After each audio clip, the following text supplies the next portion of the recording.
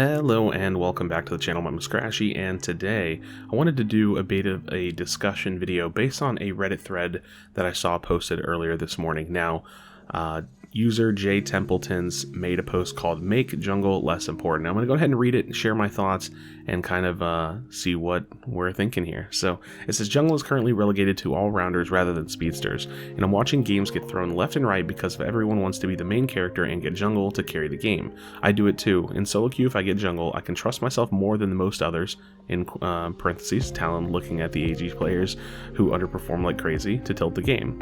I feel like a lot of games are won or lost by if you have a vaguely decent jungler. It's the lane most incentivized by being higher level. You don't want to steal jungle, but half the junglers you play with aren't hopping back in it to hit 14 or so before zap. If jungle isn't dominated by speedsters anyways, nerf the XP. I enjoy laning bot more than jungle, but like, damn, so many games I play are just lost because junglers have such a position to pop off, and in solo queue half of them don't do that. As someone who normally likes to lane, I feel like a backup dancer when in general center should carry. So this is an interesting post. I gotta be honest, I feel like about half of this I completely disagree with, and about another half of I feel like there are some good sentiments in there, and that's kind of why I wanted to bring it up. I'm not exactly sure where the OP was kind of like thinking, or like exactly what they're thinking. I can't speak for them, but I do think that in some way there is a weird interaction between like laning and jungling because of the offset experience. We have kind of like this race to 9, and in solo queue a lot of this nuance fades away entirely. In solo queue people just do whatever they want. They steal your jungle, they die in lane, they go take everything, and you know, your crab gets stolen, you can't even hit 5. Like, solo queue is nonsensical, but it is true that you do get more experience in jungle, and it is true that you kind of like when you jungle in solo queue, it does feel like you have a responsibility to carry because, you know, you can trust that you're going to be higher level than everybody else and that you can make an impact. But even in competitive, we have this like race to level 9, and it's kind of annoying, but we're going to put a pin in that for a second, and we're going to kind of jump into something specific. OP talks about how, you know, like if the jungle isn't dominated by speedsters, and it's like it's dominated by all-rounders, but I actually don't really agree with that. I think that Talonflame is currently a really high-tier jungler, and while most of the other speedsters right now just aren't really that great, and that's more of a balance issue than anything, I actually don't really see that the jungle is being dominated by all-rounders. I think that the jungle is being dominated by Cinderace. That said, I think Charizard's a great jungler, and you know, I like jungling Aegislash, but I don't really think that they're kind of like consistently holding like the highest spot in the metas or anything like that. I think that my issue and the kind of sentiment that I have regarding jungle is that it's not really healthy for the game to have this like race to the first unite move for the first Dreadnought. I'm not sure, like the thing about this game is that it's so incredibly volatile and so incredibly snowbally in certain ways, and that's why there's so many catch-up mechanics to kind of combat that the first level 9, like the level 9 race, is most of the game. Like that actually decides most games. If we were to pull some statistics, and I say pull meaning like we have like someone that's a statistician actually do the statistics on it, the number of games that are probably won because of first dread is probably way higher than you think. It's probably like 90% of games are won.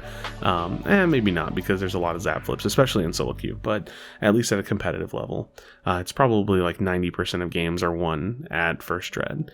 And so, you know, the kind of sentiment I have is that like I almost wish that either more players could hit level 9 by first dread and have a much more interesting fight, rather than, you know, which jungler is just the most massive or which team got ahead, or that no one could hit level 9 by the first dread.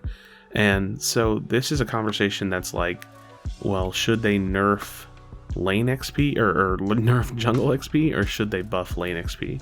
And realistically, I mean, for me, I would be happy with either. I do think that the idea that you know, you have one person that just gets super fed, it does a couple of things to the game. One, it creates a kind of like a vacuum for jungle where you do want to put someone there that can get the most out of their levels. And I think that someone like Cinderace or Greninja would be getting that anyways, because it's also the free farming aspect of it, you know, not having to lane Cinder or lane Greninja, where the game actually recommends them to go when that's completely ridiculous because they quite literally can't do it well, is a little interesting to me.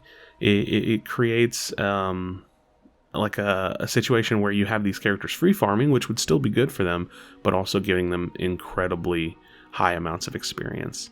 And so while I don't really agree with OP about like the whole point of like needing to nerf XP because there's no speedsters in the jungle, I definitely do agree that it does feel like when you're a laner in the game, you feel like a backup dancer. I like that. When you're a laner in the game, you know, you're obviously trying to do your best to win your lane, but you're waiting for that jungle influence. You're waiting for that rotation to Dreadnought. You know, you're waiting for I mean, you're not necessarily waiting for it, but you get the point, right? Like, that's where the big swing influence comes in. And I think as far as the jungle role itself goes, like, that's fine. Like, I like that. I like that jungle gets that freedom to move around the map and make those kinds of big decisions. But at the same time, I think that the level lead, or the level, just the difference between the levels is a little problematic. But I would love to hear from y'all and find out what you think. So definitely drop a like on the video if you wouldn't mind, and leave me a comment letting me know what you think about the kind of like current state of jungle, because it's not really about jungle meta per se for me. It's more so about the state of the experience gain and the state of needing every little speck of jungle and even sometimes lane farm to try to hit 9. You know, you go into solo queue games, and I've just been so conditioned to try to get level 9 that when someone takes a little bit of my jungle, it's a huge disadvantage. Now that said, it is a huge disadvantage. It's frustrating when, you know, you have a teammate that steals jungle and you're just trying to get as strong as you can so you can impact the game. And, you know, when a teammate steals jungle, not only are they taking experience from you, they're also completely leaving their lane open, or their lane partner you know, free to be bullied. So it's a really, really big issue that I think is more of a matchmaking issue than anything.